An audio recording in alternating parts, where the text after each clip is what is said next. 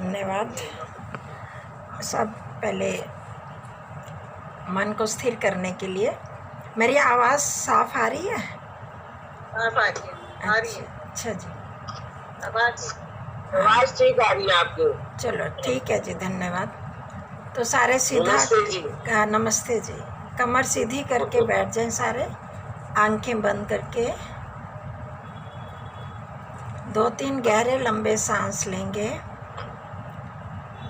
सांस लेते हुए अपने को भी वहीं पर रखना है, अर्थात मन को रखते हुए वहीं पर सांसों को अनुभव करना है।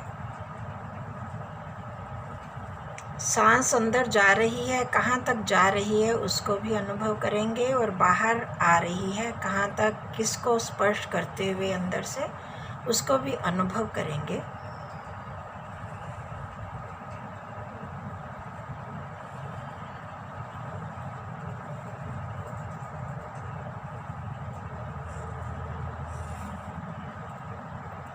अब गहरा लंबा सांस लेंगे, फिर 3 बार ओम का उच्चारण करेंगे। जैसे जैसे कहा जाएगा उसके अनुसार ही भावना रखनी है।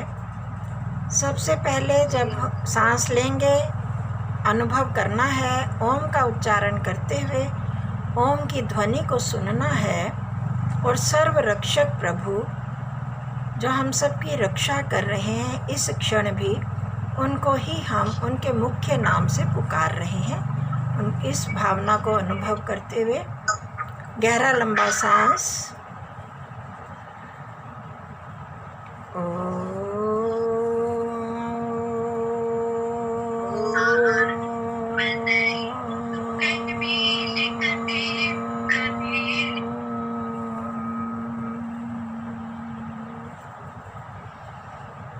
रक्षक प्रभु मेरे साथ हैं, मेरे भीतर भी विद्यमान है, हम सब के बाहर, चारों तरफ, सब और ऊपर नीचे।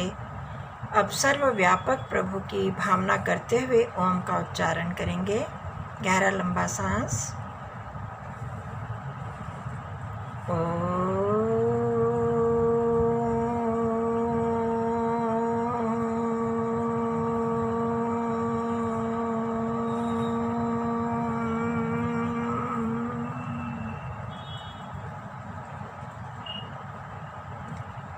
सर्वव्यापक सर्वरक्षक प्रभु मेरे भीतर भी हैं, बाहर भी हैं, चेतन होने से वो सर्वज्ञ हैं। इस समय भी हम सब के भावों को, हम सब के विचारों को वो जान रहे हैं। प्रभु के सर्वज्ञ रूप को अपने भीतर ही अनुभव करते हुए 3री बार ओम का उच्चारण, गहरा लंबा सांस को अनुभव करते हुए।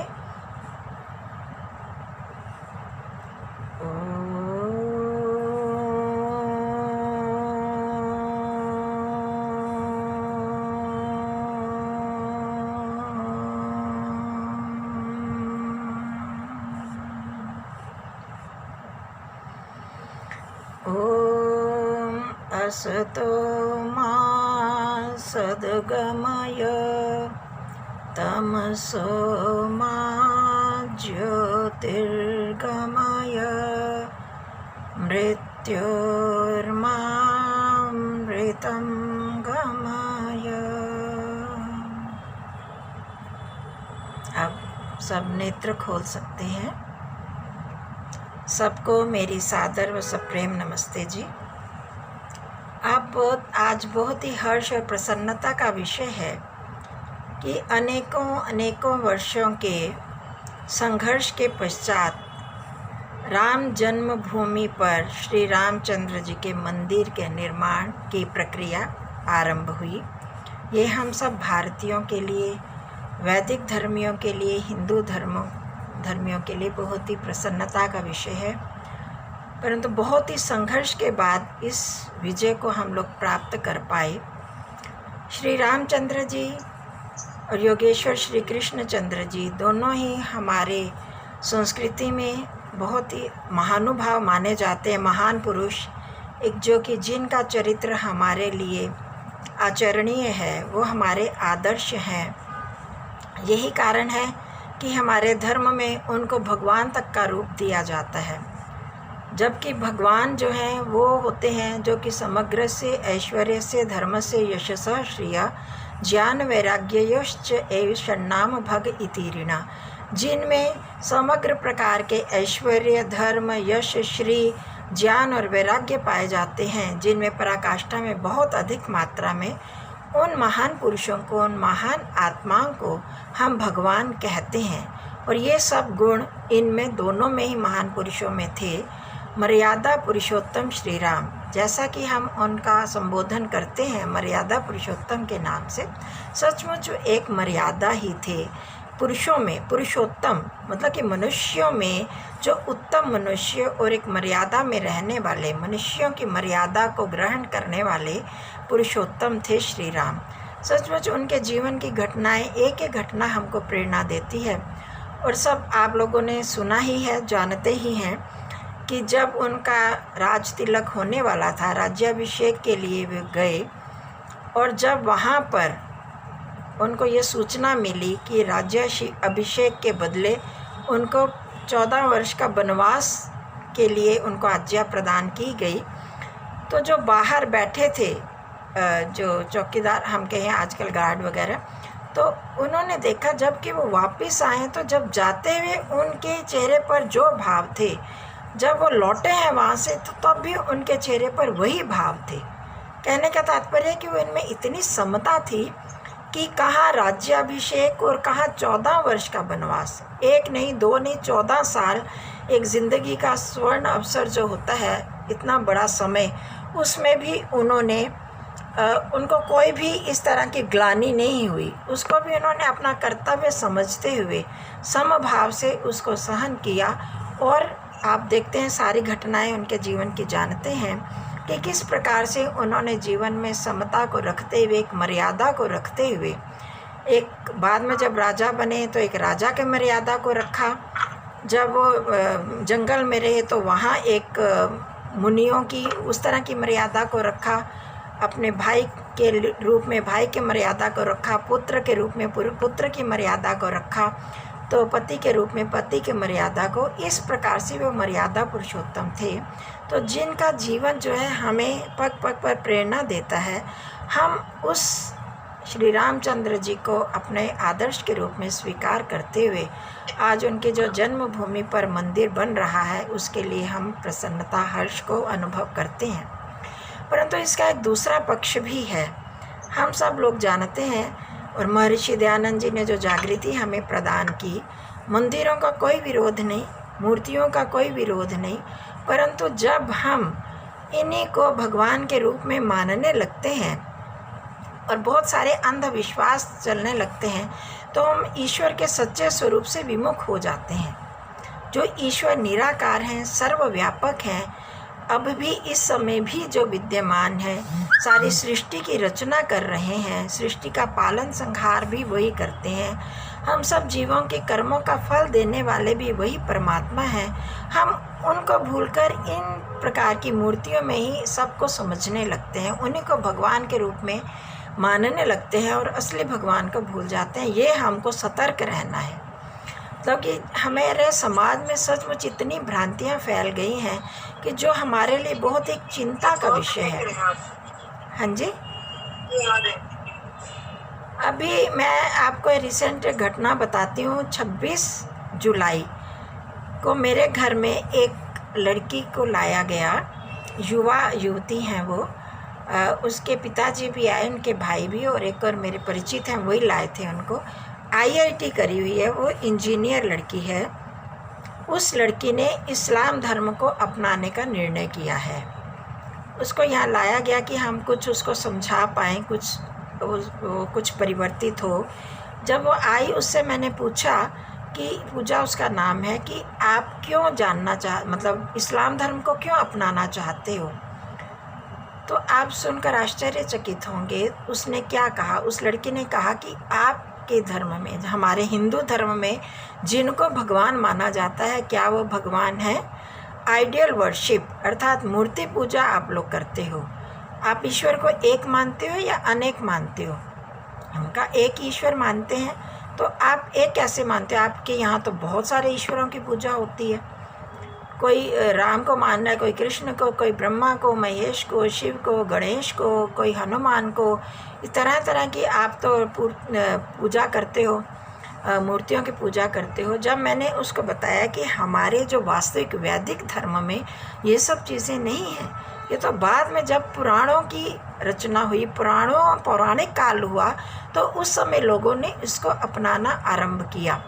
उसके बाद उनको जो मेरे साथ आए हुए थे दूसरे भाई, वो कुरान को बहुत अच्छी तरह जानते हैं। उन्होंने कुरान की आयतें प्रस्तुत करते हुए उनको कहा कि आप जिस धर्म में जा रही हो वहाँ स्त्रियों की क्या इज्जत है।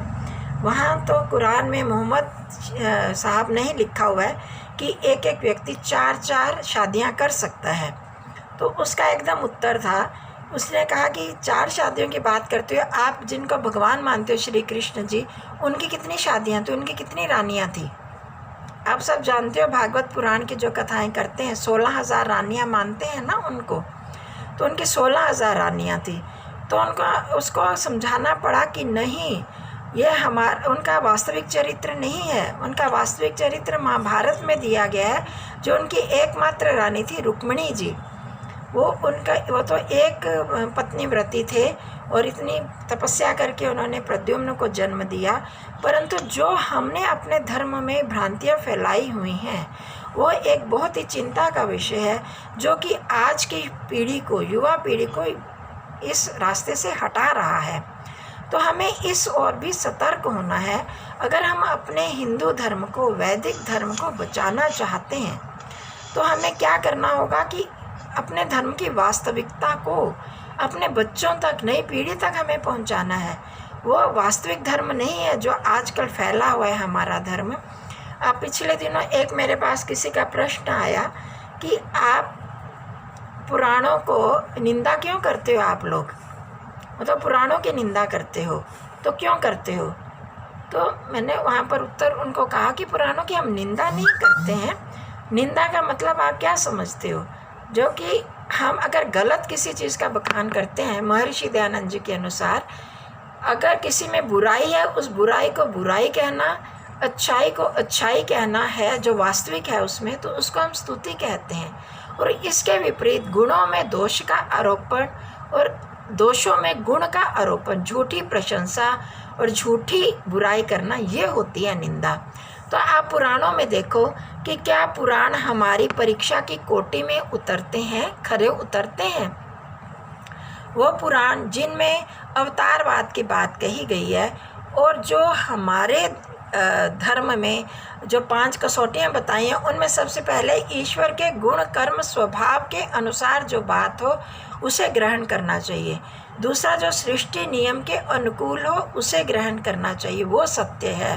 तीसरा, महर्षियों जो हमारे आप्त पुरुष हैं, सज्जन पुरुष हैं, उनके सच्चरित्र के अनुसार और जो हमारी आत्मा कहती है उसके अनुसार, इस प्रकार की हमारी कसौटियाँ हैं।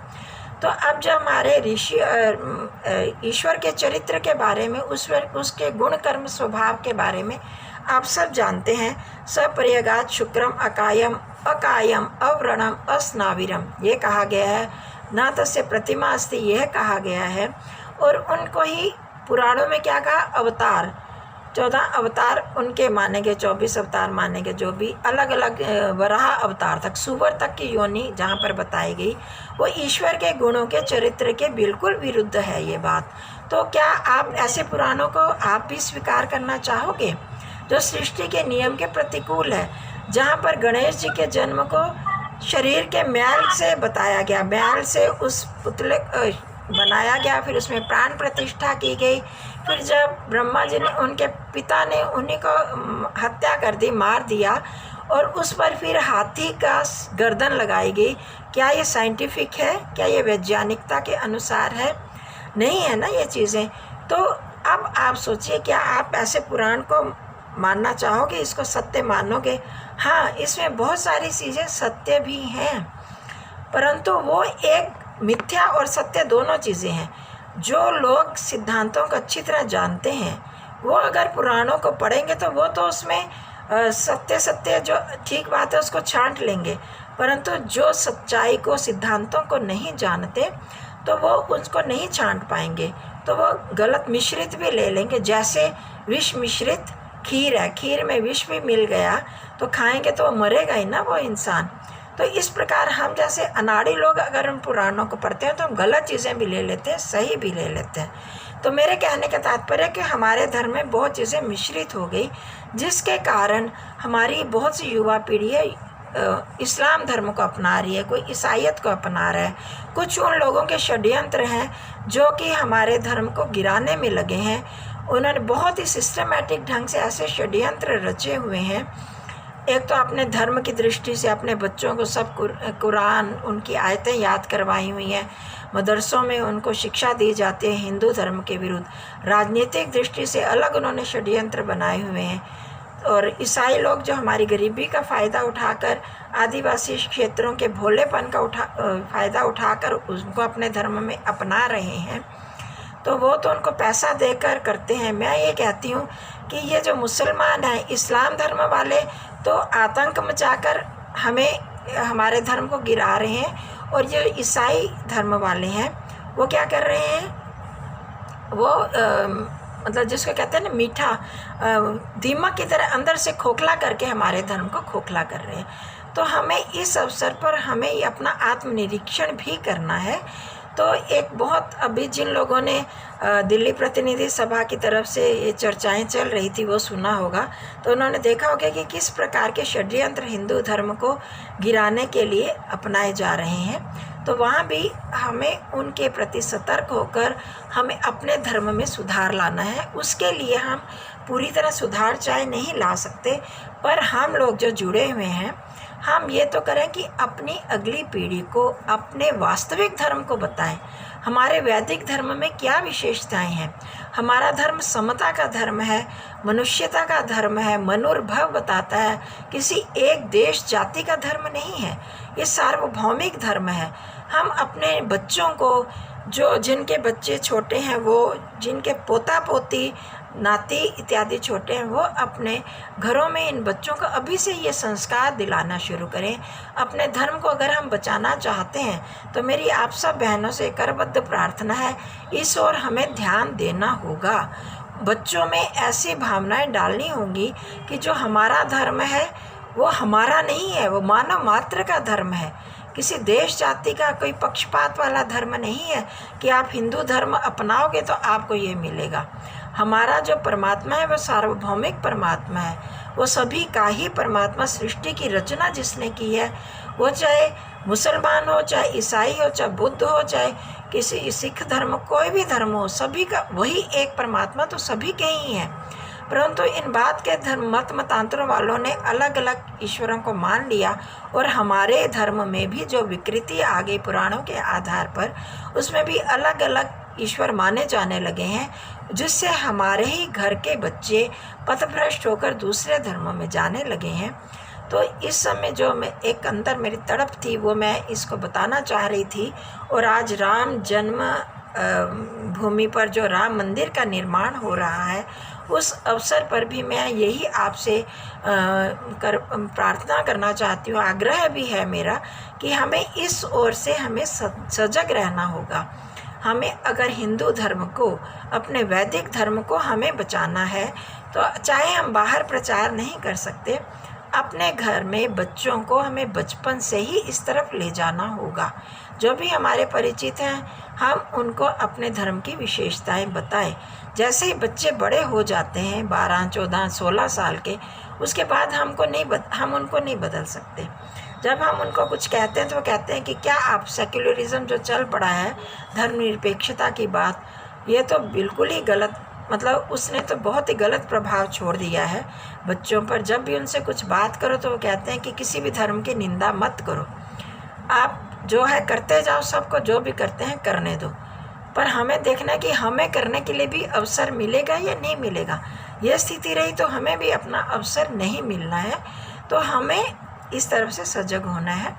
ये तो मेरे प्रवचन का एक पहला चरण है, जो कि आज की परिस्थिति में मेरे को थोड़ा सा आदेश मिला था कि आज राम मंदिर के निर्माण के अवसर पर भी हम कुछ बोलें, तो इन विषयों को मैंने लिया। और सचमुच मेरे अंदर ये बहुत ही तड़प रहती है कि आदेश नहीं है, प्रार्थना थी। नहीं, प्रार्थना, चलो प्रार्थना ही समझ लीजिए। तो ये सचमुच ये भावनाओं को हमने सजग रखना है, जागरूक रहना है, और अपने घरों से ही हमें शुरू करना है। अपने बच्चों को हमें वैदिक धर्म की विशेषताएं बतानी है कि हमारे धर्म में क्या विशेषता है। म्यूट कर दीजिए, किसी का खुला हुआ है। तो हमारे धर्म में क्या विशेषताएं हैं। देखिए, हकीकत राय के बारे में आप जानते हैं, गुरु गोविंद सिंह जी के बच्चों ने किस प्रकार से अपने धर्म पर अडिग रहते हुए किसी भी इस्लाम धर्म को नहीं अपनाया, कितने कष्ट से और जाने तक अपनी दे दी इन छोटे छोटे बच्चों ने। तो आज भी हमें अपने धर्म को बचाने के लिए इस ओर सजग रहना है। तो आप इसी के दूसरे पक्ष को लेते हैं आज की चर्चा को, कि ये जो हमारे धर्म में भी विकृति आई है, किस कारण से आई है। ये अविद्या के कारण से आई है। अविद्या का मतलब अज्ञान। जितना भी अज्ञान हम में फैला है, अज्ञानता के कारण ही ये जो सारी विकृतियाँ आई हैं हमारे धर्म में। हम लोग पढ़े लिखे लोग भी जब इन चीज़ों को सुनते हैं तो हम समझते ही नहीं कि क्या चीज़ ठीक है क्या गलत है। घर में जो जो परंपरा चली होती है आगे वो चलती जाती है। तो मैंने उस लड़की के पिताजी को कहा कि आपने देखो, आपने क्या छाप छोड़ी है अपने बच्चों पर। आपने कभी समझाया भी अपने धर्म के बारे में? आप नहीं जानते, आप क्या करते रहे हैं? आप मूर्ति पूजा करते रहे, बच्चों पर क्या प्रभाव पड़ा? आप जानते हो हमारे वैदिक धर्म में क्या चीज़ें बताई जाती हैं? वो बेचारे खुद ही अनजान थे। तो उनको फिर मैंने थोड़ा डांट के और फिर थोड़ा उनसे कहा कि आप पढ़ो, वैदिक धर्म के बारे में पढ़ो कि हमारा असली धर्म क्या है। उस धर्म को जानते हुए हमने आगे बच्चों को शिक्षा देनी है।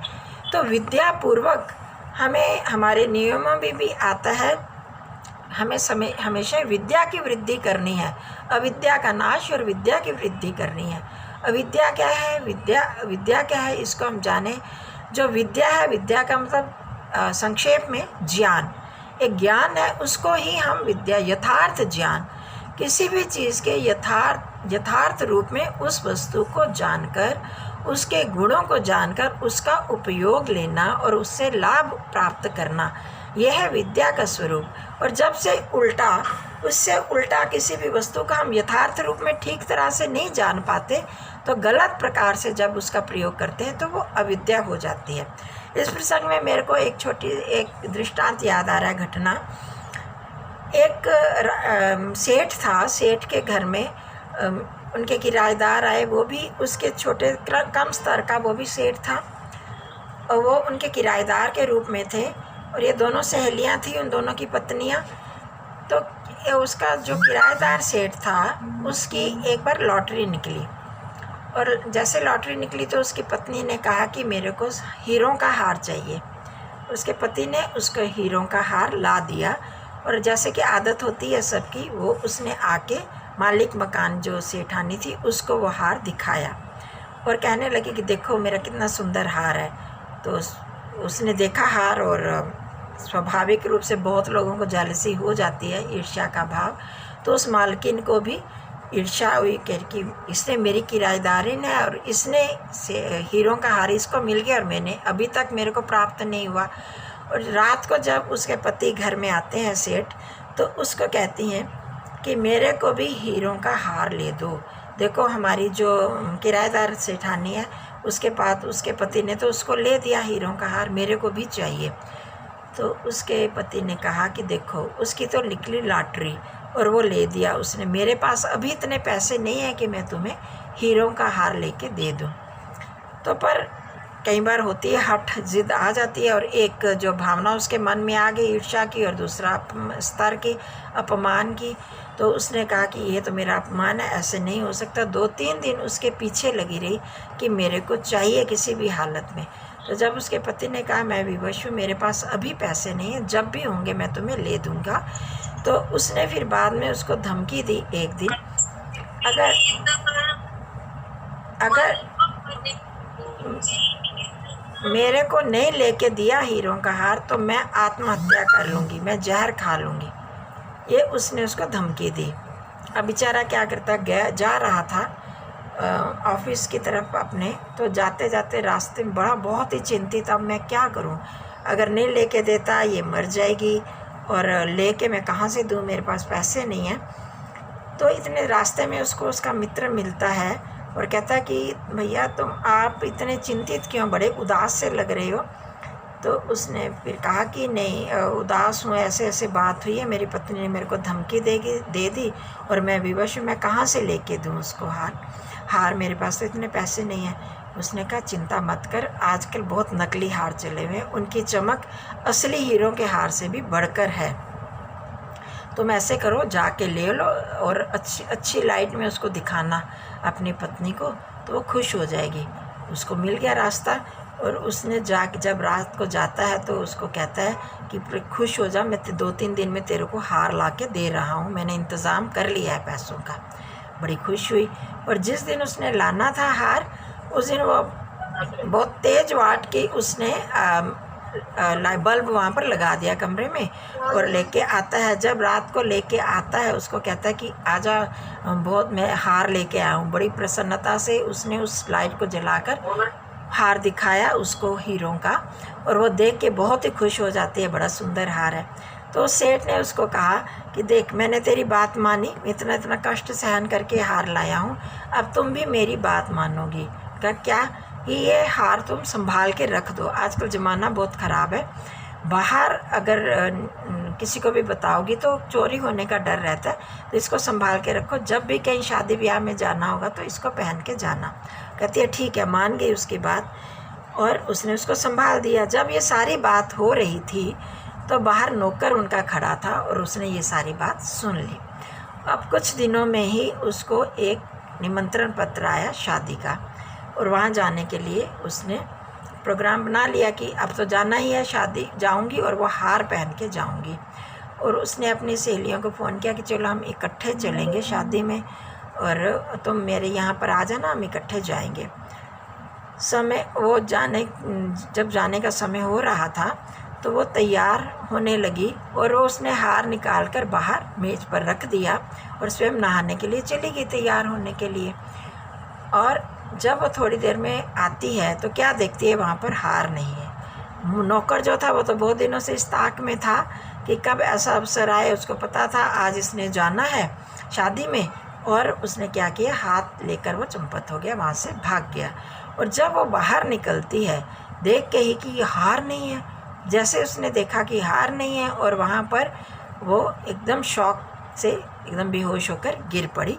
और जैसे ही उसकी सहेलियाँ आती हैं वो देखती हैं कि ये तो सेठानी महारानी तो पड़ी हुई है बेहोश होकर, और उन्होंने वहाँ पर फ़ोन किया उसके पति को कि ऐसे ऐसे जो सेठानी है बेहोश पड़ी है, क्या बात है। जब वो वापस आता है देखता है, उसको पानी के छींटे इत्यादि देकर उसको होश में लाया जाता है। मेरा हाय मेरा हार, हाय मेरा हार, रोती है और फिर बेहोश होती है, रोती है फिर बेहोश होती है। इस तरह से वो सेठ जो था उसने कहा कि क्यों भाग्यवान, तुम इतनी परेशान क्यों हो रही है, तुम अपने चिंता मत करो, मैं ऐसे कितने ही हार ला के दे दूँगा। और वो जो उधर तुम कैसे इतनी मुश्किल से तो ये लेके दिया, और कितने ला के दे दोगे। और क्योंकि उधर जो सेठ है उसकी वास्तविकता को जान रहा है कि ये नकली हार है, इसके जाने से कुछ नुकसान नहीं है, विशेष नुकसान नहीं है। और वो जो है वो उस नकली को असली समझ रही है सेठानी, और इसलिए वो अधिक दुखी हो रही है। तो क्या है, जो सत्य को असत्य समझना, असली चीज़ को नकली, नकली को असली, ये है हमारी अविद्या। और ये उसके दुख का कारण, सेठानी के दुख का कारण क्या रहा, ये अविद्या रही कि वो जो जिस चीज़ का कोई मूल्य नहीं था, जिसको वो सुख समझ रही थी कि ये हीरों का हार है, वो उसकी वास्तविकता क्या थी, वो एक नकली पत्थर का हार था। और उसको ही वास्तविकता समझकर वो दुखी हो रही थी। और उधर जो वो सेठ था वो तो बहुत प्रसन्न था, खुश था कि कोई बात नहीं, इसका नुकसान हुआ तो कोई नहीं चलता। तो यही चीज़ है जो दुख का कारण था उसका, सेठानी का, वो था अविद्या। इसी प्रकार हमारे जीवन में भी बहुत तरह की अविद्या रहती है। हम अविद्याग्रस्त होकर ही संसार में दुखों को उठाते हैं। तो योग दर्शन में जिन जिन लोगों ने, आप में से पढ़ा होगा योग दर्शन, कुछ लोगों ने सुना होगा, तो योग दर्शन में अविद्या का प्रसंग आता है। जो हम लोगों का, हम में से बहुत से लोग हैं, अध्यात्म में हम लोगों ने प्रवेश किया है, सत्संगों में आते हैं, तो मुख्य हमारा उद्देश्य अध्यात्म को समझना है, ईश्वर के स्वरूप को समझना है। हम जब हर इंसान जो है सुख चाहता है, दुख से निवृत्ति चाहता है। आप सब भी देखें, जो पढ़ाई कर रहा है वो भी चाहता है कि मैं संसार में अच्छा योग्य बनकर अच्छी नौकरी करूं, और अच्छी नौकरी करूंगा तो अच्छे पैसे मिलेंगे, अच्छे पैसे मिलेंगे तो मैं जीवन में निर्धनता के, अभाव के दुख से हटकर सब प्रकार का सुख प्राप्त करूंगा। उन दुखों से मैं, सब प्रकार के दुखों से छूट जाऊंगा। अच्छा भवन, अच्छी गाड़ी, अच्छा रहन सहन, अच्छा खान पान, और बच्चों को भी अच्छा बनाऊंगा।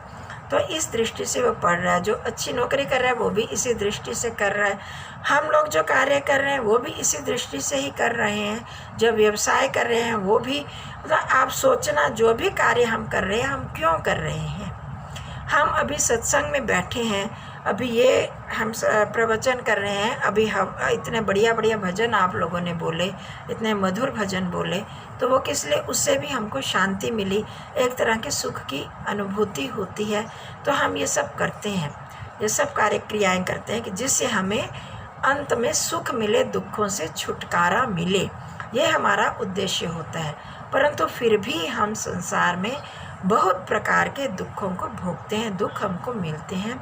उसका जो मुख्य कारण वह है हमारी अविद्या, और उस दुखों से छुटकारा पाने के लिए ही हम अलग अलग प्रकार के शास्त्र पढ़ते हैं, सुनते हैं और उनको ग्रहण करने का प्रयास करते हैं। तो योग दर्शन में जो मुख्य चीज़ है, जो एक सामान्य साधक के लिए बताया गया है, और जो बड़ा साधक होगा उसको भी, वो भी तभी उस स्थिति में पहुंच पाएगा कि वो असली सुख को प्राप्त कर सके, जब वो अविद्या को दूर कर पाएगा।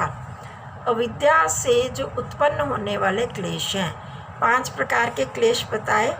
अविद्या, अस्मिता, राग, द्वेष, अभिनिवेश, 5 प्रकार के क्लेश हैं। और ये जो क्लेश है, इन सब का मूल ये अविद्या ही है। अविद्या क्षेत्रम उत्तरेषाम प्रसुप्त तनु विच्छिन्न उदाहरणा, मतलब कि जो अविद्या है वो सभी प्रकार के जो क्लेश हैं उनका जो मूल है, उनकी जो जड़ है, उनको उत्पत्ति स्थान जो है वो अविद्या ही है। वो क्लेश कौन से हैं? राग, सबसे पहले तो अविद्या हुई, अविद्या को बाद में मैं बताती हूँ। राग, द्वेष, अस्मिता, राग, द्वेष और अभिनिवेश, ये क्या होते हैं? अस्मिता का मतलब होता है कि जो चीज़, अस्मि मतलब, जो संस्कृत थोड़ी सी जानते हैं, अस्मि का मतलब हूँ। हर चीज़ को जो मैं नहीं हूँ, जो मुझसे बाहर जो चीज़ें हैं, बाहर मेरे साधन के रूप में है, चेतन भी, जड़ भी, मेरा जो शरीर है वो भी, इन सब को हम मैं ही मान लेते हैं, उसको ही मैं मान लेते हैं। चाहे जड़ चीज़ है, चेतन है, उसको भी, और ये जो शरीर जड़ है उसको भी मैं ही मान लेते हैं। तो उस वजह से हमको दुख प्राप्त होता है। तो ये हो गया जड़ को चेतन, चेतन को जड़ मान लेना, और अस्मिता, वो नित्य को अनित्य मानना। जो चीज़ें अनित्य हैं, क्या होता है, बहुत लोग जब मृत्यु होती है उससे हम दुखी होते हैं। अपने का तो हमें नहीं पता चलता, दूसरों की मृत्यु होती है उससे हम दुखी होते हैं। क्यों होते हैं? क्योंकि हमने उनको नित्य माना हुआ था कि ये हमेशा रहेंगे, हमसे कभी बिछुड़ेंगे नहीं। तो ऊपर से चाहे हम शब्दों से कहें, परंतु अंदर से नहीं जान पाते कि अनित्य है, नष्ट होने वाले हैं। आप देखिए कि जब कोई व्यक्ति मृत्यु की तरफ जा रहा होता है, बहुत सीरियस होता है, तो हम क्या समझते हैं? हमें पता होता है कि ये मरने वाला है व्यक्ति, हम बहुत सीरियस हो गया, और कुछ दिन बीत जाते हैं, हम चाहते हैं कि किस तरह से इन बेचारों को भी छुटकारा मिले और हमको भी मिले, क्योंकि अब तो इसने जीना नहीं है। तो हमें एक विश्वास हो जाता है कि अब ये जिएगा नहीं व्यक्ति, अब ये मृत्यु की तरफ जाने वाला है। और जब उसकी मृत्यु होती है तो हमें अधिक दुख नहीं होता। यह आपका अनुभव भी होगा कि हमें जब पता होता है, हम उसका इंतज़ार कर रहे होते हैं कि कब इसकी मृत्यु होगी ही, हमें निश्चय हो चुका है, तो हमें वो दुख नहीं पहुंचता, क्योंकि हमें पता है कि ये अनित्य है, ये मरने वाला ही है। तो इसी तरह सचमुच हम सबके शरीर अनित्य हैं, ये भी नष्ट हो जाने वाले हैं। तो जब हमें इसका ज्ञान हो जाता है, हमारे संबंधी हैं वो भी शरीर वाले हैं, उनके शरीर भी नष्ट होंगे, जब हम ये जान लेते हैं तो तब हमें वो दुख नहीं रहेगा। आज अगर हम किसी के सामने बात कर लें कि इसकी मृत्यु हो जाएगी, उसके किसी सगे संबंधी की, तो वो परेशान हो जाता है, वो परेशान एकदम हो जाता है। क्यों हो जाता है? क्योंकि उसको ये लगता है कि ये क्या बोल दिया इन्होंने, ये अपशकुन बोल दिया।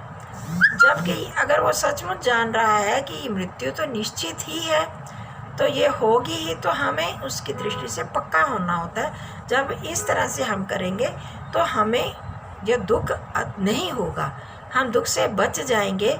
इसीलिए तो बड़े बड़े हमारे ऋषि दयानंद जी और जो अभी हमारे सन्यासी जो कि आत्मानुभवी हैं, आत्मस्थ हैं, ब्रह्मविद हैं, जो जानते हैं, वो मृत्यु आदि दुखों से नहीं डरते। तो इस प्रकार से इस अविद्या को हमें दूर करना है। यह अविद्या का एक ही भाग मैंने अभी लिया है। समय तो हो गया लगभग, तो 4 मिनट 5 मिनट हम जरा आंखें बंद के बैठे और इसी पर ही विचार करते हैं।